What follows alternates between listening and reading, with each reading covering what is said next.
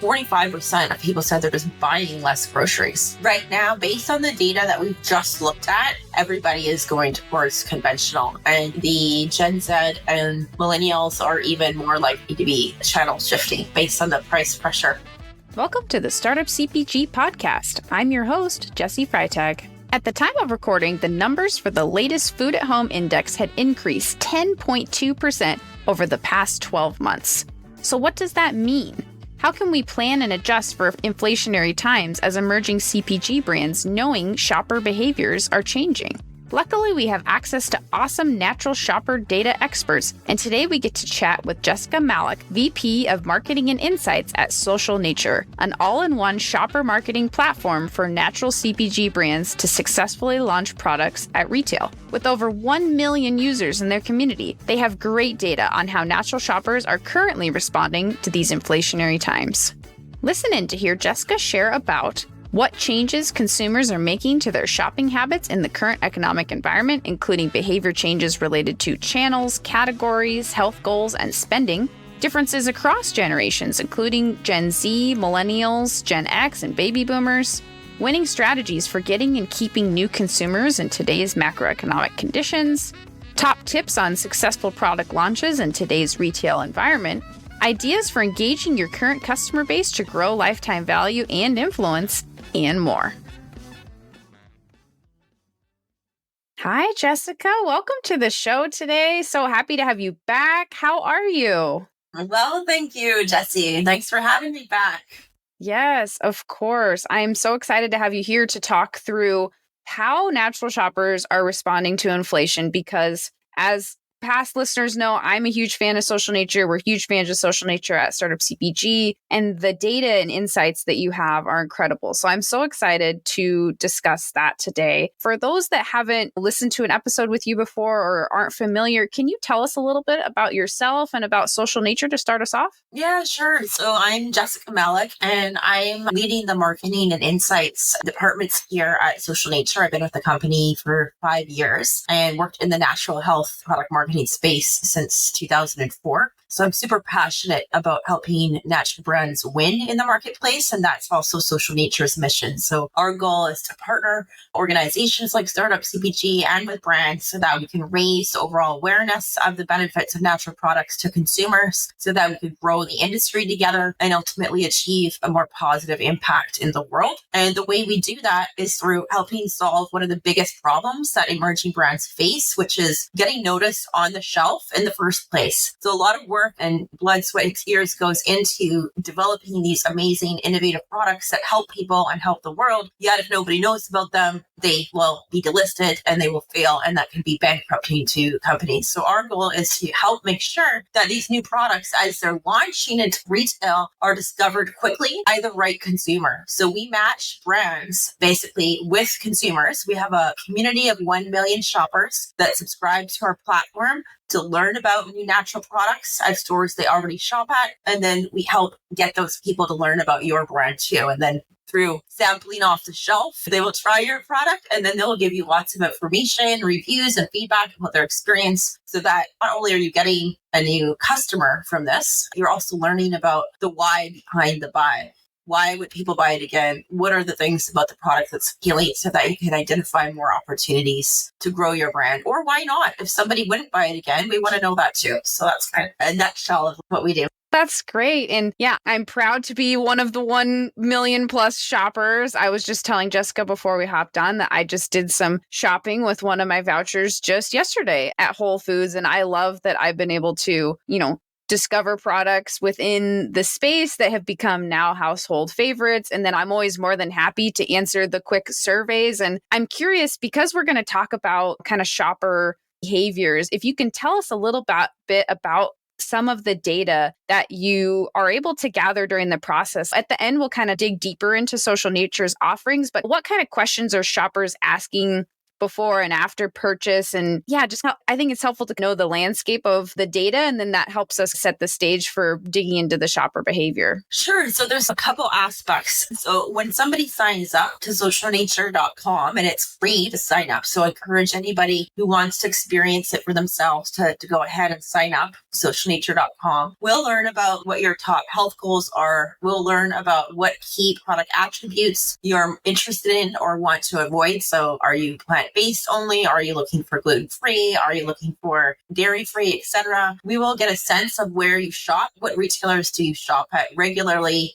What areas of the basket? So we cover several different categories, subcategories. Do you want to learn about more better for you products? And so all of that data is aggregated across that million shopper base. So we can start to understand some trends based on where people shop or certain generations, whether it be like Gen X, Y, or Z, or millennials, and we can start to segment. So if you're wanting to better understand, well, what are some of the top attributes like Whole Foods shopper wants to learn more about in this category, we can help you answer those questions. Are there any key product attributes trending in a specific category? We can help you answer those in aggregate.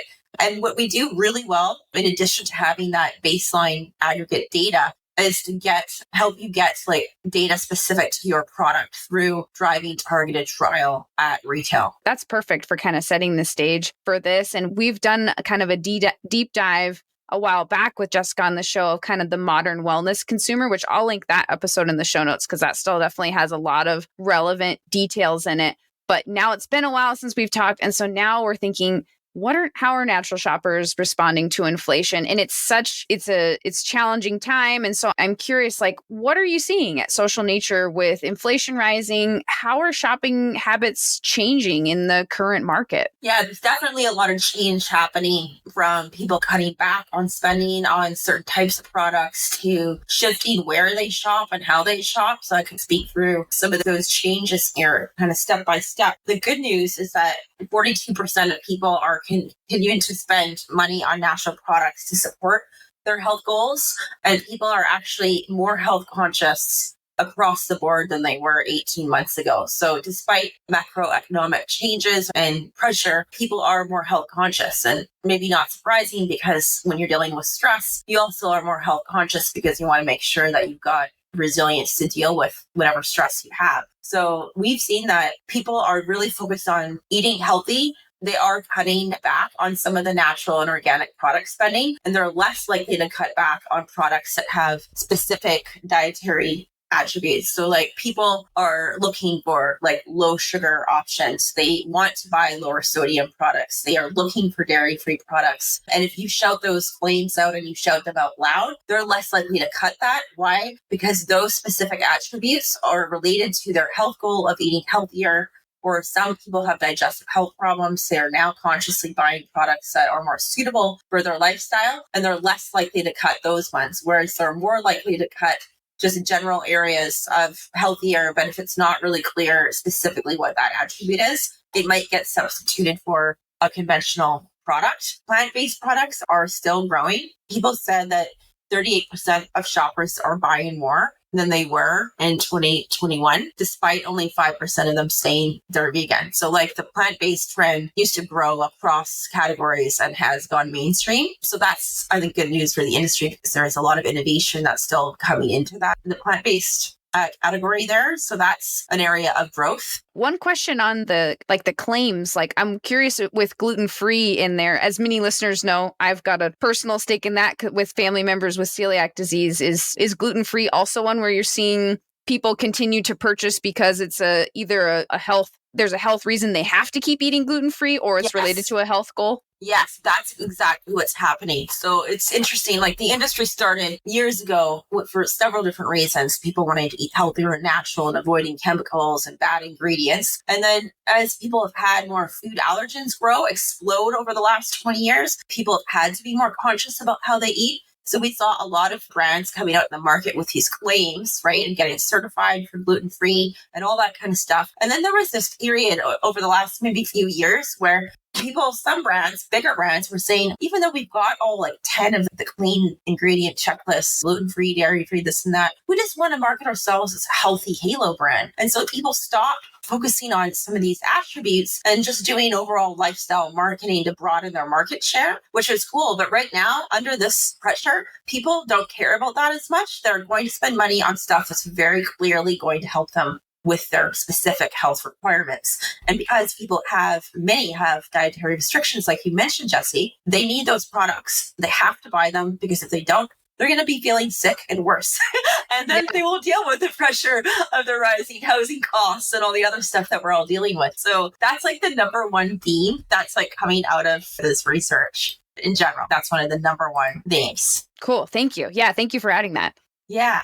And then the other thing that is happening that I think is just important for emerging brands to be aware of is that based on our research, our community of 1 million natural shoppers, people are migrating more to conventional retailers like Walmart right now because of price sensitivity. People are looking to cut their spending overall. They are looking for better pricing. And so there is going to be and is a growth in traffic and spending in conventional. So that's an opportunity if you're scaling into conventional to make sure you've got enough working capital to do well in that channel because it is very competitive. And if you're exclusively just starting out in natural, 44% of people said they're just not going to those chains as much. So it doesn't mean that the sky is falling here. It does mean that there is probably less foot traffic in some of these natural retailers. And so we need to be aware of that, which means you might have to spend a little bit more money to fight for your share in that specific retailer. You might be seeing a dip in your sales, not because your product isn't good, but because those dollars are being pushed to other more conventional channels. So you need to be aware of that if you're selling in that channel and address that head on, because that is a shift that is definitely happening right now. Interesting. Yeah, I was just going to ask if it was people like spending less overall at a specialty retailer or whether they were just not going. So it sounds like they're just less people are going at all, which is interesting. Yes. Yeah, that's just simply not going, like putting more trips to the conventional. Yeah. Do you see a difference? I remember when Seth Goldman was on the show talking about like the tea category, he was like, it was interesting during recessionary times because he was like, we didn't see a huge change because people still saw like something at a price point of like an iced tea as a treat. Like they could justify it. They're like, I might not buy a new car. I might not take care of this household project, but I still deserve this tea for a few dollars. I'm curious what you're seeing as far as like either if you see a breakdown between like at retail like price point, like of people still buying products under a certain price point or total basket value, like curious about kind of some of the price sensitivity and if it depends on where the product falls in its overall price. Yeah, I think basically across the board, people want a reduction in price because across the board, the prices have gone up. So like the supply chain issues and challenges that many of us have been facing that have impacted our margins have made us have to have tough choices. Are we going to take that margin hit ourselves with our increased cost of supply, or are we going to pass that on through the retailer and the consumer and raise our price? And so across the board with inflation, prices have been going up. And because it's like not just one area of that consumer's life, it's like their groceries, their rent, their housing, entertainment. If they drive a car and they don't have a hybrid or a, electrical car, gas prices, like suburban people still have to drive maybe, right? Because across the board, everything has gone up. People are looking to cut, period. Like they're just looking to save money, period. There are some areas where they're a little bit more sensitive. Like the biggest area that's being hit in terms of price sensitivity is where we spend a lot of our money is on food and beverages. That's where people are looking for better alternatives, like cheaper alternatives. Household cleaning items is another one. They're less likely to be price sensitive around pet and baby products. They're more willing to spend money on natural pet and baby products. So there tends to be a bit of a hierarchy of prioritization within the household that's happening there. So that's a couple of key areas. And 45% of people said they're just buying less groceries. Like they're actually cutting back on their overall spending.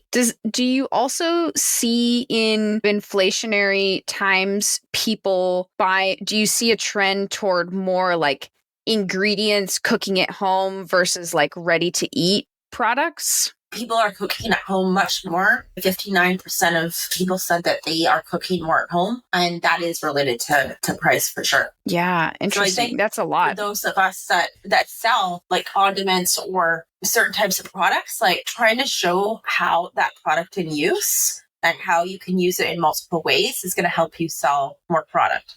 And if you are already prepared food, it's not to say that people aren't going to buy it, but if they can make something for 50% of cost of what you're offering, they're probably not buying your product as much. So that's where you just might want to do a bit more unit economics and get a feel for, maybe you can sell value packs or something. You could buy 4 My Meals for X price, or something that you're still moving units to get the volume, but maybe there's a little bit of a discount there or something. Yeah, very Good interesting. question. Yeah, good question. Yeah. Because I think of Haven's Kitchen, who we've had on the show and talked about having a really great social nature campaign of during the pandemic. People are like, I'm cooking at home.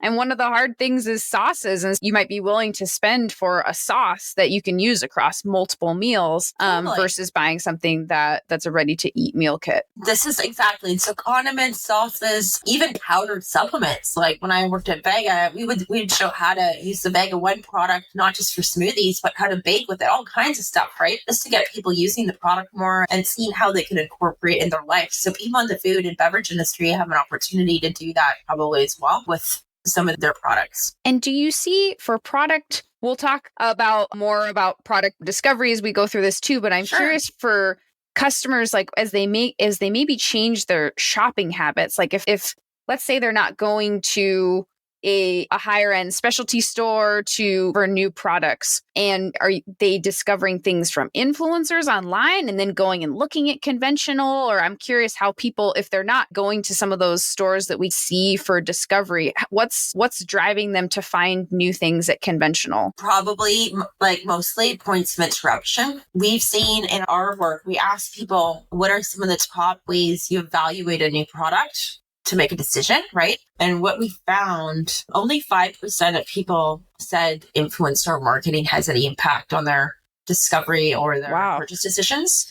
Yeah. So it's not quite as impactful as it might have been before. And obviously this is a general comment. It's not to say that you can't still get results if you integrate influencers properly into your brand strategy, but it is to say that in general, it's not as strong a channel as it might have been a few years ago. So in conventional retailers, at Social Nature, we do a lot of work in conventional retailers, and we're able to generate demand through our platform of 1 million shoppers and then segment that demand based on where people already shop and then drive people into the stores. And in general, people are learning about new products on the retailers' websites, right? Like they're looking on Walmart.ca or whatever. But I think for the most part, people are just noticing stuff on the shelf. Like they're looking for deals. TPRs will be standing out. Okay, that's very helpful. And then what kind of differences are you seeing across generations? Because I believe you're collecting data to compare Gen Y versus millennials versus X and baby boomers. What are you seeing there in this kind of environment? Yeah. So the general trend, of course, is there is price sensitivity, but people are still health conscious, in general. And then in terms of where people are most impacted, the Gen Z and millennials are the ones that are feeling the impact the most. Specifically around rising rent and housing costs. They're feeling the pressure and they are seeking ways to make extra income. So that segment, based on that pressure, when you're dealing with rental and housing cost challenges and looking for a side job, you're probably a bit more price sensitive than someone that's not dealing with that type of pressure. So that's impacting that segment more. And they're also looking to improve work-life balance more as well to reduce stress. So the Gen Z and millennials are a little bit more dealing with pressure and stress. They are skewing more towards buying plant-based alternatives.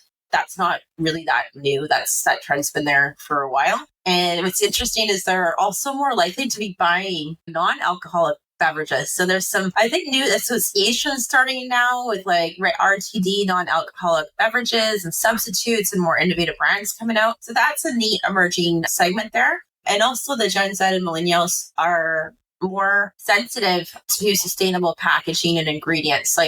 For 1 in 3 people in general, that matters, and they skew a bit heavier towards that. Whereas the Gen X, from a goal perspective, they're more focused on weight loss. So if you're in the weight loss business, selling weight loss supplements or programs, Gen X is a good target for you. And then baby boomers are more skewing towards, which is also not that surprising, towards preventing illness and physical injury. So for those of us in the supplement space, supplements remain very important to people. They are spending money on them to support their health goals. And so that would be a good segment as well. Baby boomers are spending money on supplements, specifically around prevention and things like that. Yeah. And do you see different activity by generation as far as where they typically shop, conventional versus natural? What sort of, do you see a difference there generationally? Right now, based on the data that we've just looked at, everybody is going towards conventional. And the Gen Z and millennials are even more likely to be channel shifting right now based on the price pressure that they're facing. Interesting. Or the sensitivity, yeah. Which was never the case before. They would have been more likely, the Gen Z and millennials, more likely to be spending time in some of the independents and the natural channel or specialty. But right now, people are spending more time in conventional. Yeah, that's very interesting. I'm curious with some of this data to set the stage with from what you're seeing and that you're working with, what are some strategies that are working right now for finding and keeping new customers with all of this going on? What are you seeing work successfully right now that maybe was a little bit different than previously? I think what's working well is people that are paying attention to pricing, having special offers, whether it's like BOGOs or like different value packs. People are looking for price breaks, right? That's an important consideration just across the board in general right now, because people are being hit across the board, right? It's not just one area of inflation, it's across everything. So that's really important. The other thing in terms of getting new customers is that really you can rely on your current community. So people are sharing that they're much more likely to buy something if it was recommended by like a trusted friend or family member. And that's with 21% of shoppers. So if you've got like an engaged customer base, even if it's small, looking towards ways to scale that is going to give you a lower cost of customer acquisition in this current environment, and maybe more likely a little bit of reduction in sensitivity. Jesse, if you told me, hey, I took the supplement and it really helped me with a certain problem and I had the same problem, I probably will just go and buy it because you told me, even if another one was $3 cheaper. You told me it works. Maybe I'm going to make that concession and I'm going to buy a bit more expensive one. So leveraging like our current community and building out consumer advocacy and referral programs and everything we possibly can do to lean into that as an asset is going to help us scale our brand. And it's a big opportunity right now. And then in terms of like new consumer acquisition, there's two key levers that people were sharing. One of them is that they can tell if a new product is good and if they trust it very quickly just based on the ingredients. So making sure that the packaging is easy to understand, like people can read the label, like the print's not too small or whatever, or that you've got like a QR code or whatever on there that like making it easy for people on shelf to quickly get if this is healthy or not. And then having a clear, transparent label on your site, because that's how people are also making the decisions. Like I said before, yes, price matters, but also they're more health conscious than ever before. They are becoming more educated. They are reading the labels. Make your labels easy to understand and read. That will help you to quickly, if we can get them to lift the product off the shelf, to put it in that basket, if they can quickly just figure it out. The other thing is old school product trial. Like people, if you let them try the product before they buy it, that is very effective right now. 24% of people said, I just want to try the product myself, like for a new product, and then I can decide if I want to buy it. I won't know if it's good or not until I just try it. So investing in different strategies to drive trial is the fastest way for getting a new customer right now. It's just faster. If you can get it in their hands and they liked it, then they're more likely to buy it. So yeah, those are some of the key strategies, I'd say. Number one, being aware of our price. Number two, how can I lean into advocacy, leveraging my current fan base? And then number three, can I make sure that my ingredients are quick and easy to understand? And the final one is, how can I just get as many products as possible into the right people's hands? Those strategies are going to help. Yeah. And to your point about people being able to quickly identify on the packaging, that with the stage that you set earlier of if you're on conventional shelves, competing for that shelf space in a different way that's not as maybe set up as other smaller stores to really drive highlighting what's new. Like you have to stand out. And if people are really shopping by health goal, they need to see quickly, is it gluten-free? Is it non-GMO? Yes. Like, because so they can make that decision quickly. If they can't tell, they might just move to the one that they can see that claim on because they're in a hurry and they're looking for the symbols of trust. But Jesse, yeah, perfect. Exactly. On the temporary price reduction TPRs, is there any advice on types that work better, a certain percentage off or BOGOs or anything that you see that's more effective? Does it depend or is it dependent on the category, and any advice there? I don't have as much data on that. What we have seen, like in general, through running our campaigns at Social Nature, like in general, is that BOGOs tend to do really well just because it makes it really easy for the consumer and it moves units quickly. So that works like super well in the food space when your SRP is like whatever it is, $5 a unit or $8 a unit or something like that, or $3. Those tend to be very popular. And then if you're like in the supplements, a good like 10 or 20% off tends to be pretty good, a pretty good discount. Yeah, that's the general theme, I would say. Okay. I feel like a lot of it at conventional is just even having that hang tag to draw some attention to this is a lower price than it normally is, and to draw attention to that spot on the shelf that you may not have noticed if it's not a brand that you recognize. Yeah, and then people will just stand there and they'll look side by side. Is the TPR cheaper than the one next to it? If the answer is yes, and the ingredients and the price per gram or whatever is roughly the same, or per ounce or whatever, then done. I'll buy that one today. I'll try that one this week. Oh, I like the packaging. Looks cool. I've never tried this brand before, but it's $5 off and the other one's not.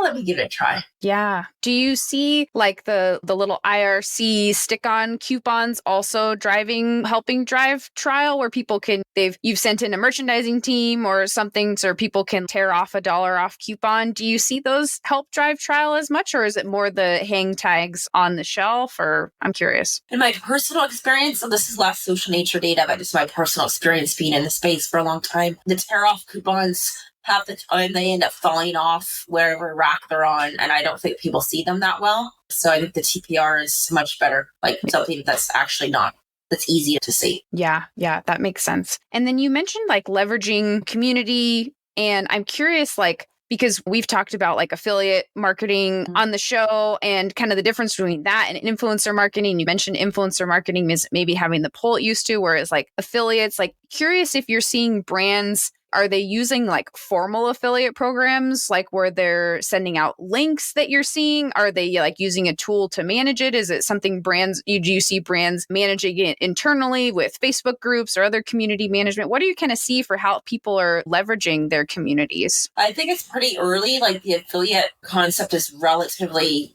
early in CPG. I don't think that many brands have really figured that out, just because like in general, the whole D2C model is a little bit not behind, but it's just not as proven out yet, because historically and still today, people buy the majority of their grocery products in a brick and mortar retail or through, right? I think there's a lot more innovation and a lot more testing that needs to be done. I think it works better for like supplement products, where people have been buying supplements on D2C and e-commerce a lot longer than they have like food and beverage, or maybe like health and beauty products. Again, those have had a longer time in D2C and have a bit more, often less commoditization, like a certain type of skincare formulation with the right branding or makeup you might be more likely to buy than a snack bar that, quite frankly, you can buy next week on your next week's grocery trip. You don't really care to spend your time setting up another account to promote something that you can buy or substitute with something else. So I think like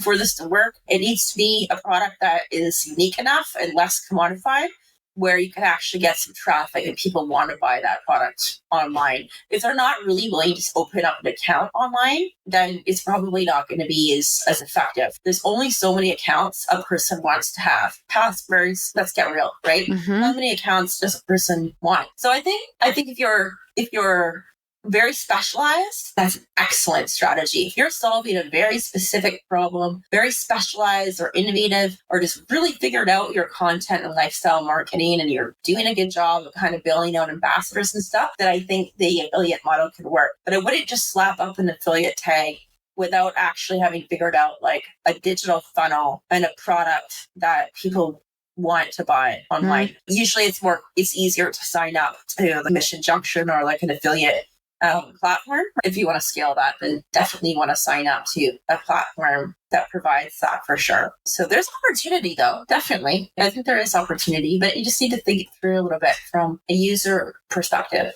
Yeah. I'm also curious, as someone that has taken lots of Social Nature surveys with kind of the community aspect, like I think there's questions around like, how did you hear about this? What's your experience with this brand? And it's like, never heard of it before. I think I've heard of it before, those kind of things. And I'm curious if you see any trends as far as response to that, as far as like, are people more likely to click on something that they've heard of before? Are people open to something that they've never heard of before? Just curious about the data that you get from that question and what that kind of tells us about people's openness to trying something. Do you often see that they've say, I think I've heard of this before, I have heard of it before, and that helps them get to the trial? Or because our model is deliberately set up to de-risk product launch as a trial, right? With free product offers to start, we lead with a free product sample or full-size product. And then after, we allow brands to retarget or re-engage the users with BOGOs or include additional offers. So because that initial offer is there's no risk. Mhm.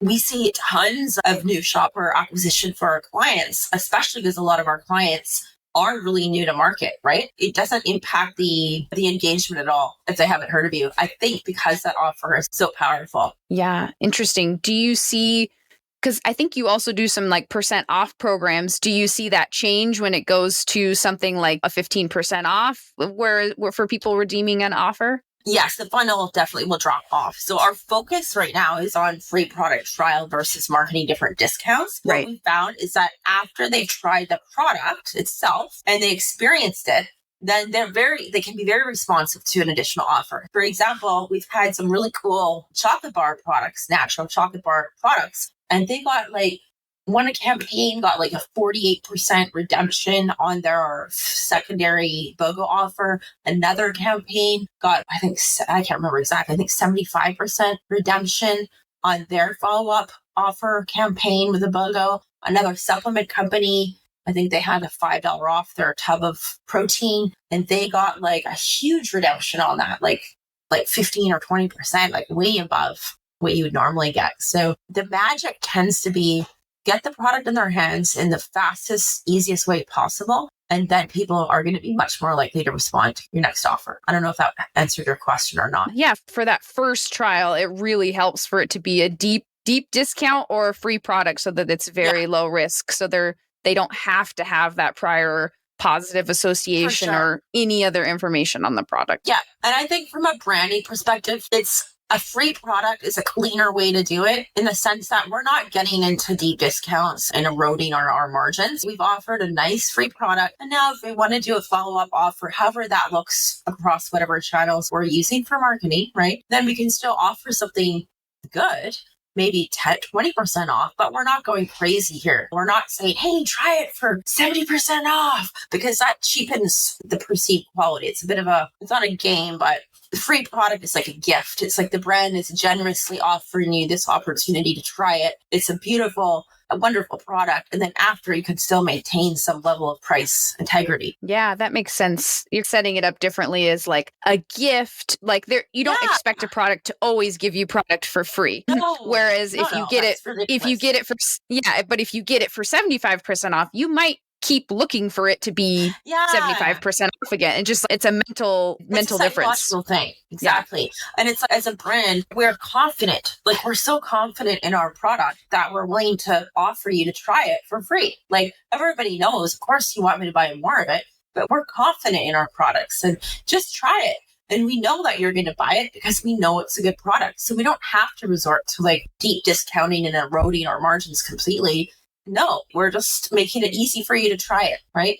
Yeah. And then is there I think some of the tips we just talked about are applicable, but for specifically like launching with a new retailer, and maybe we can look at it from a natural channel and conventional, because we're seeing shopper behavior that's different. Do you have any tips specifically for a product launch that you're seeing brands be successful with right now? I think we have to, the most important thing, and it's probably obvious, but it's just important to say, is to be really clear. And what are the key success metrics that you must have to be seen as successful by the retailer? Like really understanding what are the velocity hurdles that you need to meet to stay on that shelf for that launch in advance, and reverse engineering the math around that to make sure that you've got enough money put aside in your working capital, right? Or your marketing budget, whatever word you want to use. Working cap is to fulfill POs, and, that you've got a strong plan in place to drive the sell through, right? Like you have to have that. If you launch and you put all your money into R&D and all your money into the listing fee and you hope it's going to move off the shelf, that's very dangerous, because if it doesn't, then you're delisted. So we need to do really strong,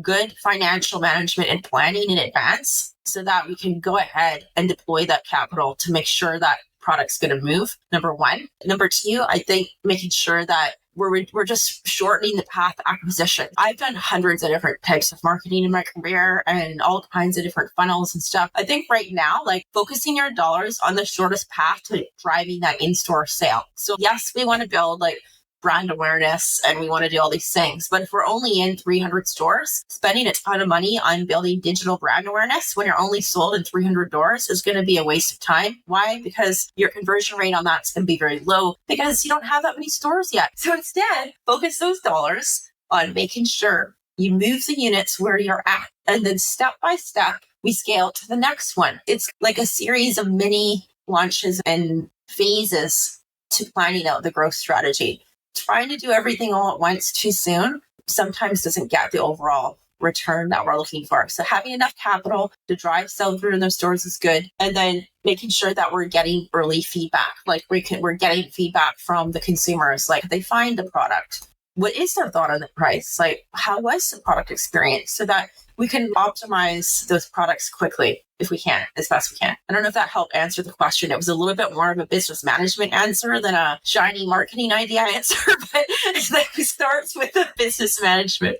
Yeah, no, that's great. And just, I think if you are able to collect data or understand how your shopper is behaving in a retailer and to be able to share that and communicate throughout the process of the launch, if the retailer launches you and then you say, oh, hey, I just got some great data that maybe we should move to this other section, or hey, like if you just stay in communication with the retail, I've heard good stories within our community of people leveraging data that they've gathered, oftentimes through social nature, to say, hey, we launched, it's going well, but here's how we think we can do better. And retailers are like, oh, we love when you present us with more data. 100%. That's true. We can find out very quickly in that new product launch, could people find the product, or did they expect to find it, to your point, Jesse, in a different section of the store? And if people, a large percentage said, I would be more likely to find this in this section or prefer it to be here, then to your point, that's the case, move it. And that would result in more sales. So that early stage, getting feedback on the actual shopping experience is something that we do here and is definitely helpful, especially in conventional, because who knows where you might end up. It could be really hard to find you, right? Mm-hmm. Yeah. An example I can think of is, I think it's the Sweet Nothings team that was initially placed in the ice cream section because they have little frozen smoothie cups. And then they got feedback that people were then expecting ice cream, and then they were like, this doesn't taste like ice cream. And then they moved their placement to be near the smoothie ingredients. And then people were like, oh, sweet, I don't have to make a smoothie now. I can just buy the cup. Yeah. And it totally changes the shopper experience expectations. And then your velocity results are way different. 100%. So yeah, those are 100%. Getting that figured out sooner than later is value, both to the brand and to the retailer, because it's the voice of market that's speaking there, the shopper. Yeah. And then, so that's kind of for, new retail launch. What tips do you have for engaging your current customer base and growing lifetime value? Because again, going back to that question that I mentioned earlier, you can target a campaign to people that have never heard of a brand or loyal customers of a brand and just drive trial within those groups. So what do you see being effective for really growing your current engaged fans, or fans that maybe forgotten about you and need a little nudge to come back? I think innovation is a huge opportunity for brands to engage their shopper base, because people want to share their voice, right? Health, as we've shared, like people's health has become a big priority. And so they want to share what they want because it's something they're really paying attention to, right? The same thing with other initiatives, social and environmental initiatives. So as a natural brand, like you're in a great position to have people that want to share what they want with you. So having like your own innovation labs, like getting your social community and people involved in your product roadmap is a great way to like A, build products people want, and B, have a tribe of people ready to tell that story when that's launched. And yes, you're not going to launch every single idea as someone gives either. You can handle that communication by just being clear. You're just getting ideas and this and that. But that's a really big opportunity for brands to keep people engaged in their brand directly. People love to share their feedback. We found that 90% of the people in our shopper base want to tell you what they want. Like they want to share their opinion. Like we get so much data and we don't incentivize people because they want to tell us. Like they want to share that because it's a topic they are very passionate about and genuine about. So that's one. Another one in general is like AI personalization. There's so much more opportunity now to leverage technology to like give more personalized messaging and better targeting to people. So like you can do what we do to an extent. It's hard, but you could start by starting to understand what are the retailers that your community shops at the most. So if you've got an e-commerce store, you've got an email list, like you could start to ask people, collect their zip codes. You could ask them, you know, where do you want to buy my product? Oh, well, actually right now, I wish you were at Walmart because I'm going there all the time. Or I would actually be fine to buy a bundle on DSC from you. Or I would like to be at my independent or whatever it is. Figure out what people want. Where's demand from a place perspective, the place part of marketing. And as you get that data and as you start to like launch products in these different retailers or key regions or different formats, then you already have your CRM segmented based on what they want. So if you have a cohort of people that are like Walmart shoppers and you're launching a new flavor, then you can let them know. And it's more personal because they actually shop there. So I think there's an opportunity for people to leverage CRM and data collection into a little bit more specific marketing. It takes a bit of work, but once you start getting those segments built out, you're just going to get a better conversion rate. And then you're also going to be able to do better innovation because you're going to know, oh, these people over here want this type of format compared to these people over here kind of thing. And that data now becomes part of your retail case.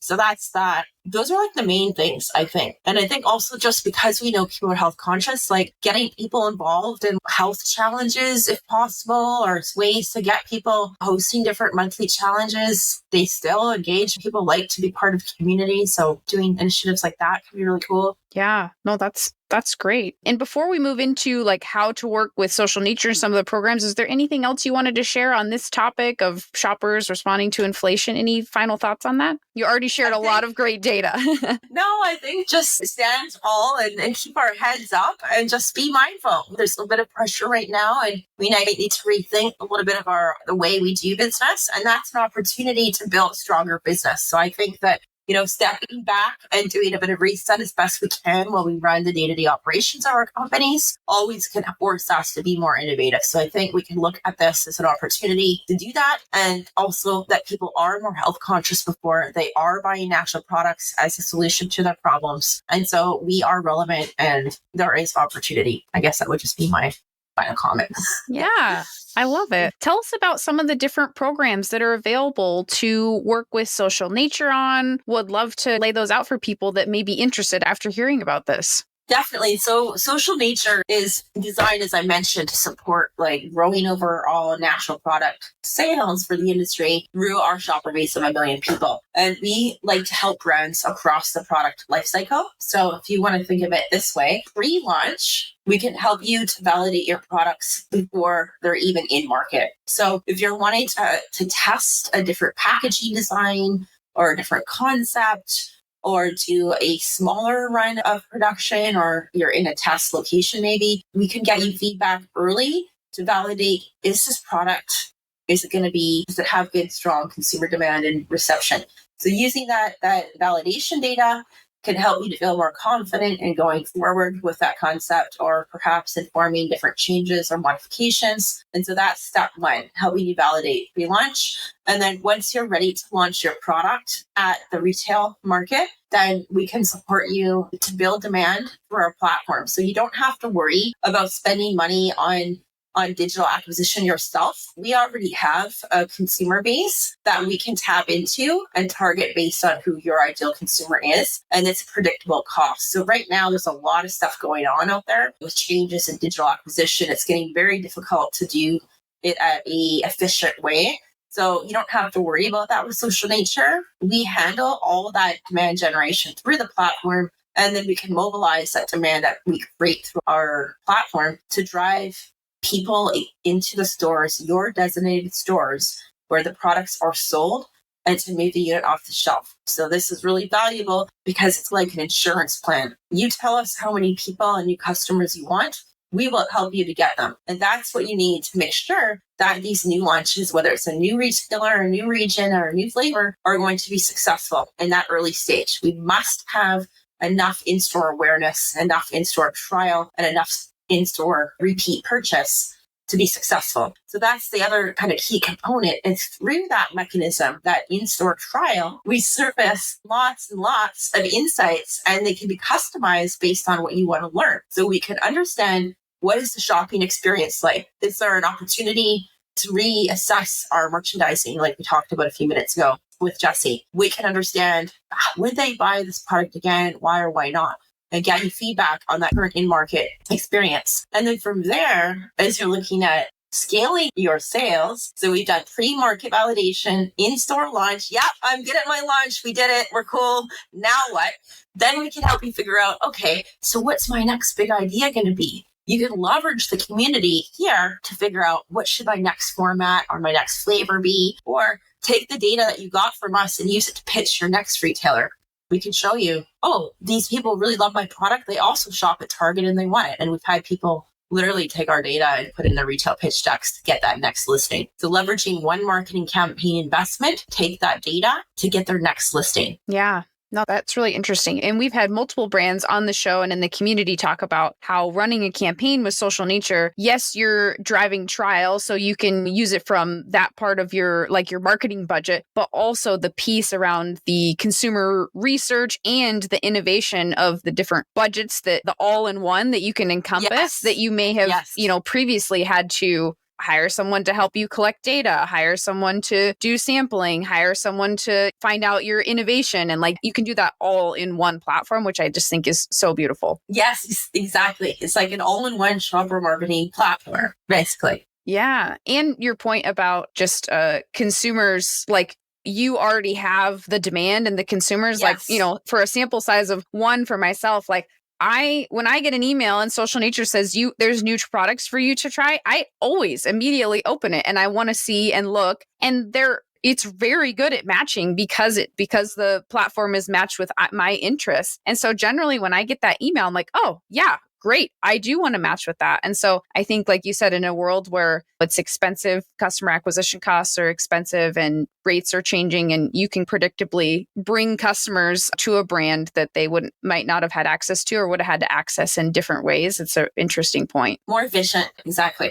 Yeah. And can you, because I think this is so impressive, can you share the rate that you often see of opt-in to a brand's personal email list after running a campaign? Because I love that stat and I think it's so impressive. It's 30 to 50%. Yeah. And even our post-trial repeat purchase rates, it ranges, but our recent survey of several customers showed 40%. Wow. Yeah. Those are just really impressive numbers. Jesse, thank you. Yeah. So what website should they go to, or is there an email? What's the best way to connect with the Social Nature team? Yeah, they can email us at marketing@socialnature.com if they want us to match them with one of our growth team consultants to chat about what your goals are. And we can talk about other customers that have had success and just discuss the best plan for you. Or you can also go to our business website at business.socialnature.com. Perfect. Awesome. Well, I'll include those in the show notes as well for ease. But thank you so much, Jessica, for being here today, for sharing with us. This has been super helpful and really appreciate you. Thank you very much. And thanks everybody for listening. I hope it was helpful for you today. Thank you for listening in today. Special thanks to our partner, Social Nature. Email marketing@socialnature.com or visit business.socialnature.com, or the link is in the show notes. I'm so honored you joined me for this conversation, and I love hearing from you all with feedback, suggestions, or if you just want to say hi at podcast@startupcpg.com, or you can find me on LinkedIn. If you liked this episode, we'd love for you to share it with a friend or colleague, subscribe so you don't miss future episodes, and maybe even leave us a 5-star review on Apple Podcasts. If you aren't yet in our Slack community of founders and experts, We'd love to see you there. You can get the free invite at startupcpg.com and find all our other awesome resources there, like webinars, databases, the blog, the magazine, and virtual and in-person events. And if you found yourself rocking out to our intro and outro music, which I do every single time, make sure to check out the Super Fantastics on Spotify. It's the band of our Startup CPG founder, Daniel Scharf. I'm Jessie Freitag, your host and producer, and on behalf of the whole team at Startup CPG, thank you for being here and see you next week.